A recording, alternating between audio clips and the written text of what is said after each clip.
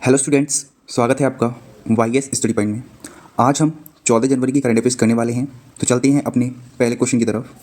आज का हमारा पहला क्वेश्चन है, हाल ही में चिकित्सा पत्रिका नेचर एजिंग के ग्लोबल एजिंग इंडेक्स 2025 में भारत का कौन सा स्थान रहा है?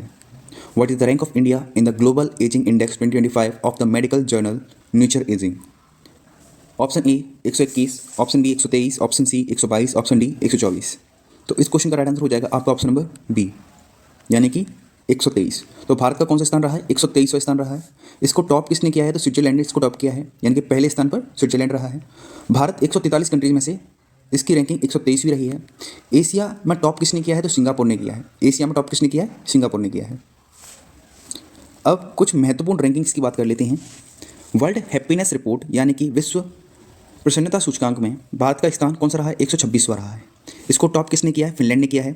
इस रिपोर्ट को जारी कौन करता है? तो संयुक्त राष्ट्र यानी कि यूनाइटेड नेशंस को जारी करता है। ग्लोबल फायर पावर इंडेक्स में भारत का स्थान रहा है 4वां, और इसको टॉप किसने किया है? तो यूनाइटेड स्टेट्स यानी कि अमेरिका ने इसको टॉप किया है।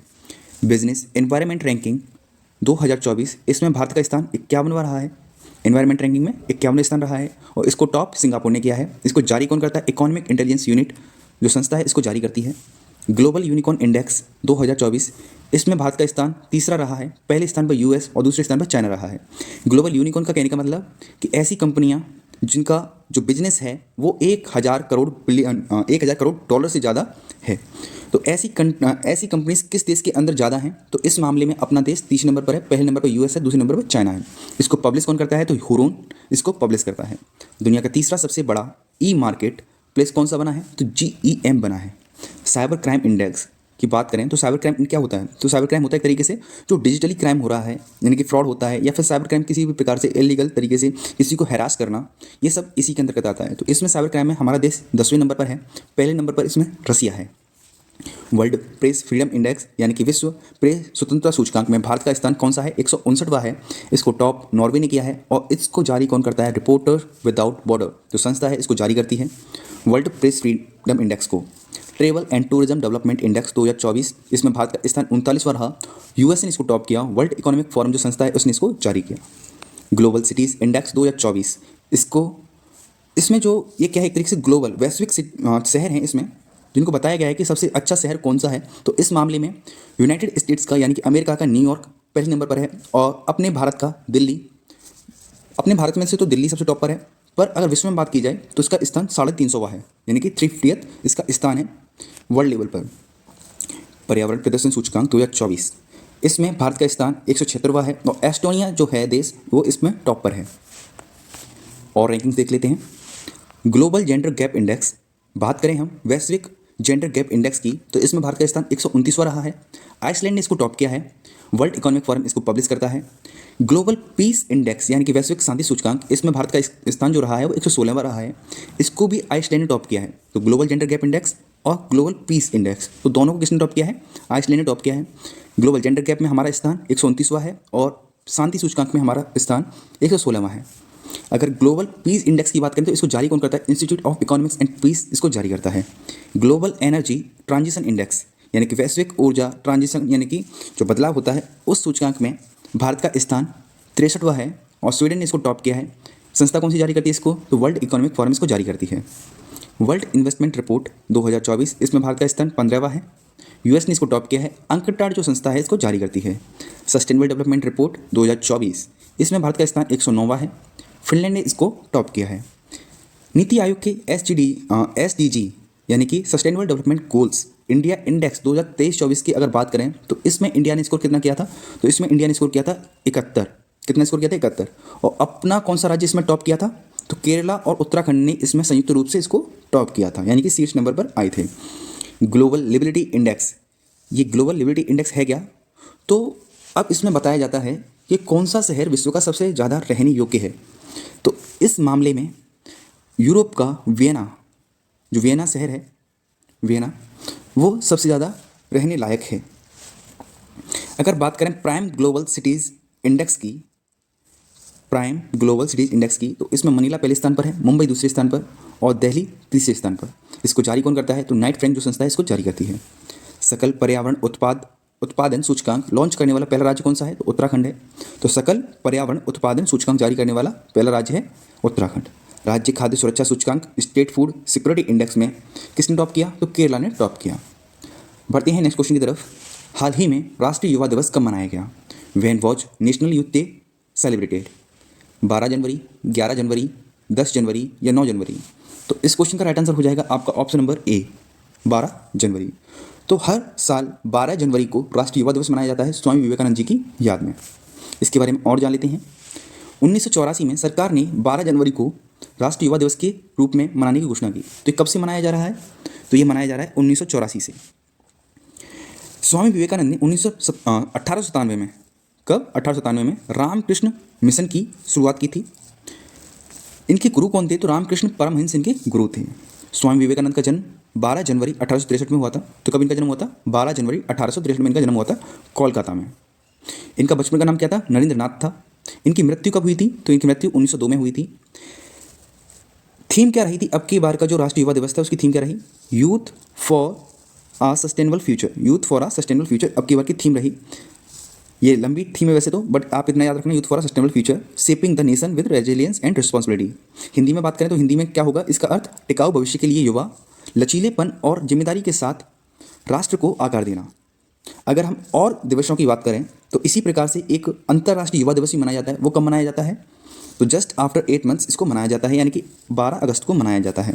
वर्ल्ड यूथ स्किल्स डे कब मनाया जाता है? तो 15 जुलाई को मनाया जाता है। ये भी याद रखेंगे। बढ़ते हैं नेक्स्ट क्वेश्चन की तरफ। हाल ही में नई खोजों के साथ कौन सा देश लिथियम भंडार वाला दुनिया का दूसरा शीर्ष देश बन गया है? तो कौन सी देश की बात हुई है? दूसरा शीर्ष देश। शीर्ष देश की बात नहीं हुई है, दूसरे शीर्ष देश की बात हुई है। तो आपके ऑप्शंस हैं चिली, चाइना, अर्जेंटीना, ऑस्ट्रेलिया। तो इस क्वेश्चन का राइट आंसर हो जाएगा आपका ऑप्शन नंबर बी, चाइना। इस क्वेश्चन का राइट आंसर हो जाएगा। तो दूसरा शीर्ष देश कौन सा बना है? चाइना बना है। इसके बारे में और जान लेते हैं। अभी चीन ने तिब्बत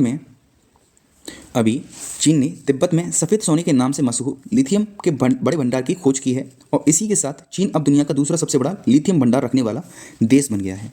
इस खोज के बाद चीन के पास दुनिया की कुल लिथियम भंडार का 16.5% है।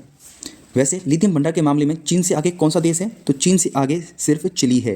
तो चिली के पास लिथियम भंडार सबसे ज़्यादा है, ये आपको याद रखना है। लिथियम भंडार की जब हम बात करते हैं तो लिथियम का इस्तेमाल किसमें होता है? इलेक्ट्रिक वाहनों में होता है, क्योंकि उसमें जो बैटरी प्रयोग होती है उसमें लिथियम होता है। इलेक्ट्रिक वाहनों से लेकर सेल फोन कम्युनिकेशन और परमाणु ईंधन तक कई उद्योगों में लिथियम का प्रयोग किया जाता है। अगर लिथियम के बारे में थोड़ा जानें तो लिथियम का अगर हम बात करते हैं तो इसका एटॉमिक नंबर क्या है? तो इसका एटॉमिक नंबर है 3। ये सबसे हल्की धातु है, यानी कि लिथियम जो है ये सबसे हल्की धातु है। जबकि सबसे भारी धातु कौन सी है? तो सबसे भारी धातु है ऑस्मियम। सबसे भारी धातु कौन सी है? ऑस्मियम है, जिसका एटॉमिक नंबर कितना है? 76 है। लाइटेस्ट एलिमेंट की बात करें, सबसे हल्का तत्व कौन सा है? सबसे हल्की धातु कौन सी है? लिथियम है। पर सबसे हल्का एलिमेंट, लाइटेस्ट एलिमेंट कौन सा है? हाइड्रोजन है। ठीक है, जब धातु की बात होती है तो लिथियम हो जाता है, पर जब तत्व की बात होती है तब हाइड्रोजन हो जाता है। वह कौन सा एलिमेंट है जो सबसे ज़्यादा रेडियो एक्टिविटी प्रदर्शित करता है? सबसे ज़्यादा रेडियो एक्टिविटी प्रदर्शित करता है वो है पोलोनियम। क्या है? पोलोनियम। भारत में किस रेडियो एक्टिव एलिमेंट का सबसे बड़ा भंडार है? तो थोरियम का है। हमारे यहाँ सबसे ज़्यादा किस एलिमेंट का भंडार है? यानी कि रेडियो एक्टिव एलिमेंट की बात हुई है तो सबसे ज़्यादा कौन सा रेडियो एक्टिव एलिमेंट हमारे पास है? तो वो थोरियम है। मनुष्य में सबसे अधिक पाए जाने वाला रेडियो एक्टिव एलिमेंट कौन सा है? तो ये है पोटेशियम, जिसका एटॉमिक मास क्या है? 40 है। अब देख लेते हैं चाइना किन वजहों से न्यूज़ में रहा है। सितंबर 2024 में 8वीं एशियाई पुरुष हॉकी चैंपियन ट्रॉफी हुई थी। ये कहाँ पर हुई थी? तो चीन के हुलुन बुएन शहर में हुई थी। दुनिया का पहला मीथेन संचालित रॉकेट ये किसने लॉन्च किया? तो चाइना ने लॉन्च किया था इसको, और इसका नाम क्या था? जुके 2 इसका नाम था। चीन ने 2025 में गोबी रेगिस्तान में दुनिया का पहला thorium molten salt nuclear power station शुरू किया। इसमें यूरेनियम की जगह थोरियम यूज होगा। तो इसमें क्या होगा? जो यूरेनियम का प्रयोग किया जाता था उसकी जगह अब थोरियम का प्रयोग किया जाएगा, और पिघले हुए नमक या कार्बन डाइऑक्साइड का इस्तेमाल करके ऊष्मा स्थानांतरित होगी और बिजली बनेगी। इस तरह के रिएक्टर में पानी की जरूरत नहीं होगी। अन्यथा क्या होता था कि जो रिएक्शन होती है ना, एक तरीके से जब यूरेनियम का यूज किया जाता है तो उसमें पानी की जरूरत होती है उसको नियंत्रित करने के लिए, बट इसमें पानी का इस्तेमाल नहीं किया जाएगा। तो ये कब इसको स्टार्ट करेगा? तो 2025 में स्टार्ट करेगा। दुनिया की पहली high speed carbon fibre train कहाँ बनाई गई? तो ये चाइना बनाई गई। दुनिया का सबसे बड़ा हाइड्रो पावर डैम कौन बनाएगा? तो चाइना बनाएगा, तिब्बत में। यारलुंग जांगबो या फिर हम इसको कह सकते हैं सांगपो नदी पर जिसे ब्रह्मपुत्र भी कहा जाता है। हमारे क्षेत्र में इसको हम ब्रह्मपुत्र कहते हैं, वहाँ पर ये ब्रह्मपुत्र नदी को सांगपो कहते हैं। चाइना के अंतरिक्ष यात्रियों द्वारा 9 घंटे स्पेस वॉक करके नया विश्व रिकॉर्ड बनाया गया है, ये भी आपको याद रखना है। दुनिया की सबसे तेज 400 किलोमीटर प्रति घंटा वाली हाई स्पीड बुलेट ट्रेन का प्रोटोटाइप CR450 किसने लॉन्च किया? तो चाइना ने लॉन्च किया। ह्यूमन मेटानिमो वायरस HMPV कहाँ से फैलना चालू हुआ? तो चाइना से फैलना चालू हुआ। कोविड-19 SARS-CoV-2 वायरस ये भी कहाँ फैलना चालू हुआ था? सबसे पहले चाइना में फैलना चालू हुआ था। नेक्स्ट क्वेश्चन पर आते हैं। हाल ही में लॉन्च हुई पुस्तक हाउ इंडिया स्केल्ड MTG20 किसने लिखी है? अमिताभ बकांत, अमित शाह, नरेंद्र मोदी, सुमन बेरी। तो इस क्वेश्चन का राइट आंसर हो जाएगा आपका option number A, Amitabh Kant इस क्वेश्चन का राइट आंसर हो जाएगा। तो हाल ही में जो एक पुस्तक लॉन्च हुई है उसके लेखक कौन है? तो अमिताभ कांत हैं। इसका नाम क्या है? How India scaled MTG20। तो G20 के ऊपर है ये, जो हमारे यहाँ पर G20 हुई थी तो उससे रिलेटेड किताब है ये। दीपा मलिक्स ऑटोबायोग्राफी। तो अब ऑटोबायोग्राफी की बात हुई है तो देख लेते हैं और बाकी की ऑटोबायोग्राफी जो रिसेंट न्यूज़ में रही हैं। तो दीपा मलिक्स की जो ऑटोबायोग्राफी रही है वो कौन सी रही है? Bring it on. Doctor Dinesh Sahara, इन्होंने किताब लिखी, उसका नाम है Dalai Lama secret to happiness. Amitabh Kumar ने लिखी book my beloved life. S Jaishankar ने किताब लिखी why Bharat matters. Treasures of the Gupta empire ये किसने लिखी? डॉक्टर संजीव कुमार ने लिखी। Mountain mammals of the world MK Ranjit Singh ने लिखी। रतन टाटा अ लाइफ ये थॉमस मैथ्यू ने लिखी। Friends India's closest strategic partner ये प्रोफेसर श्रीराम चौलिया ने लिखी। R अश्विन की किताब आई हैव द स्ट्रीट्स अ कुट्टी क्रिकेट स्टोरी, तो ये R अश्विन के द्वारा लिखी गई है। परिमल नाथवानी ये इन्होंने जो किताब लिखी है उसका नाम क्या है? कॉल ऑफ द गिर। कॉल ऑफ द गिर। गिर नेशनल पार्क कहाँ पर है? तो गुजरात में है। यहाँ पर एशियाटिक लाइन पाई जाती है। नेक्स्ट क्वेश्चन पर आते हैं। हाल ही में महाकुंभ मेला बीमा किसने लॉन्च किया है? ICICI लोम्बार्ड, HDFC लाइफ, भारतीय एक्सा या मैक्स लाइफ। तो इस क्वेश्चन का राइट आंसर हो जाएगा आपका option number A, ICICI Lombard जो बैंक है इसने महाकुंभ मेला बीमा लॉन्च किया है। इसके अंतर्गत क्या क्या होगा ये देख लेते हैं। फ़ोनपे और ICICI लोम्बार्ड ने मिलकर एक अनोखी बीमा योजना शुरू की है। इसका नाम रखा गया है महाकुंभ बीमा। अस्पताल में भर्ती होने का कवर कितना दिया जाएगा? इसमें 50,000 रुपये तक का दिया जाएगा। OPD कवर इसमें 1,500 रुपये तक रहेगा। व्यक्तिगत दुर्घटना कवर इसमें मृत्यु प्लस स्थायी पूर्ण विकलांगता के अंतर्गत 1 लाख रुपये का प्रावधान किया गया है। यात्रा रद्द करने का कवर 5,000 रुपये तक का दिया गया है। फ्लाइट कैंसिल या छूटने पर कवर 5,000 रुपये तक का दिया गया है। इसके साथ ही हमने एक और चीज़ पढ़ी थी कुंभ से related. Kumbhvani FM channel 103.5 megahertz की फ्रिक्वेंसी पर इसको प्रसारित किया जाएगा। उत्तर प्रदेश में प्रयागराज के महाकुंभ मेला क्षेत्र का नया जिला घोषित किया गया। यूनेस्को ने 2017 में कुंभ को मानवता की अमूर्त सांस्कृतिक विरासत का दर्जा दिया। यह हर 12 साल में कुंभ का मेला लगता है। ये कहाँ कहाँ लगता है? तो प्रयागराज में। कहाँ कहाँ लगता है? प्रयागराज में, हरिद्वार में, उज्जैन में और नासिक में। तो ये 4 जगह लगता है, हर 12 साल बाद लगता है। नेक्स्ट क्वेश्चन, गणतंत्र दिवस परेड 2025 में कौन सा संस्थान अपने 150 साल पूरे होने के उपलक्ष्य में पहली बार झांकी प्रस्तुत करेगा? Reserve bank of India, NABARD, सतर्कता आयोग या मौसम विज्ञान विभाग। तो इस क्वेश्चन का राइट आंसर हो जाएगा आपका ऑप्शन नंबर डी, यानी कि मौसम विज्ञान विभाग, मेट्रोलॉजिकल डिपार्टमेंट, यानी कि मौसम विज्ञान विभाग अपना 150वां साल पूरा कर रहा है। इसके बारे में जान लेते हैं। इसकी स्थापना कब हुई थी? 15 जनवरी 1875 में हुई थी। हेडक्वार्टर कहाँ पर है इसका? तो न्यू दिल्ली में है। ये पृथ्वी विज्ञान मंत्रालय के अंतर्गत आता है, मिनिस्ट्री ऑफ अर्थ साइंस के अंतर्गत आता है। डायरेक्टर जनरल कौन है इसके? मृत्युंजय महापात्रा हैं। इनको साइक्लोन मैन ऑफ इंडिया भी कहा जाता है। अब बात किसकी हुई है? तो बात अब हमने की है, बढ़ते हैं नेक्स्ट क्वेश्चन की तरफ। हाल ही में महिलाओं का under 17 British junior open squash प्रतियोगिता 2025 का एकल खिताब किसने जीत लिया है? वो has won the women's under 17 British junior open squash championship 2025 singles title? बोस्टन चिनप्पा, अनाहत सिंह, दीपिका पल्लिकल या तन्वी खन्ना। तो इस क्वेश्चन का राइट आंसर हो जाएगा हमारा ऑप्शन नंबर बी, अनाहत सिंह। तो अनाहत सिंह एक स्क्वैश खिलाड़ी हैं और इन्होंने अंडर 17 ब्रिटिश जूनियर ओपन प्रतियोगिता का एकल खिताब जीत लिया है। इनके बारे में और जान लेते हैं। वर्ल्ड स्क्वैश जो चैंपियनशिप है, वर्ल्ड जूनियर स्क्वैश चैंपियनशिप 2024, ये कहाँ पर हुई? तो ह्यूस्टन टेक्सास के अंदर यूनाइटेड स्टेट्स ऑफ अमेरिका में हुई। मेन सिंगल का खिताब किसने जीता? तो सौरभ बाबा ने जीता। इसमें ब्रॉन्ज मेडल जीता इन्होंने। विश्व जूनियर स्क्वैश चैंपियनशिप में किसी भारतीय पुरुष खिलाड़ी के द्वारा जीता गया दूसरा पदक है। पहला किसने जीता था? तो कुश कुमार ने 2014 में जीता था कांस्य पदक। तो ये बड़े गर्व की बात है। गोल्ड किसने जीता? तो मिस्र के मोहम्मद जकारिया ने जीता। वुमेन सिंगल में किसने जीता? तो अमीना ऑर्फी ने जो जीता, मिस्र में जीता। और सिंगल की तो हम बात कर ही चुके हैं, अनाज सिंह ने जीता। वर्ल्ड स्क्वैश फेडरेशन की बात करें तो 1967 में इसकी स्थापना की गई थी। मुख्यालय कहाँ पर इसका? इंग्लैंड में है। और राष्ट्रपति कौन है इसके? जेना वॉल्ड्रिज हैं। हाल ही में भारतीय परमाणु संस्थानों पर लगे प्रतिबंधों को समाप्त करने की घोषणा किस देश ने की है? फ्रांस, यूनाइटेड अरब एमिरेट्स, या फिर यूनाइटेड किंगडम, या फिर यूनाइटेड स्टेट्स ऑफ अमेरिका। तो इस क्वेश्चन का राइट आंसर हो जाएगा आपका option number D, United states of America. तो हुआ क्या था, हमने वर्ष 1974 में पहला अपना पोखरण एक तरीके से कह सकते हैं न्यूक्लियर टेस्ट किया था, जिसको हमने क्या नाम दिया था? इसको हमने नाम दिया था ऑपरेशन स्माइलिंग बुद्धा। ये कहाँ पर होता है? पोखरण, जैसलमेर, राजस्थान में हुआ था। इसके बाद में हमने अपना दूसरा टेस्ट किया था ऑपरेशन शक्ति के नाम से, ये भी पोखरण, जैसलमेर में किया था। अब हुआ क्या था, इसके बाद में अमेरिका ने हमारे परमाणु संस्थान पर प्रतिबंध लगा दिया था। फिर इसके बाद में हमारे 2008 में भारत और अमेरिका के बीच में एक 123 नाम से एग्रीमेंट हुआ था। किस नाम से हुआ था? 123 के नाम से एक एग्रीमेंट हुआ था, जिसे America India civil nuclear agreement भी कहा जाता है, या जिसे हम इंडो न्यूक्लियर डील के नाम से भी जानते हैं। तो ये इंडो न्यूक्लियर डील जो है किस किसके बीच में है? भारत और अमेरिका के बीच में है। इसमें भारत के प्रधानमंत्री मनमोहन सिंह और अमेरिका के प्रेसिडेंट जॉर्ज बुश थे। इसमें कहा था कि भारत न्यूक्लियर ऊर्जा का उपयोग शांतिपूर्ण इस्तेमाल के लिए करेगा, पर अभी अमेरिका ने भारतीय परमाणु संस्थान पर जो प्रतिबंध लगाए थे उनको हटा दिया है।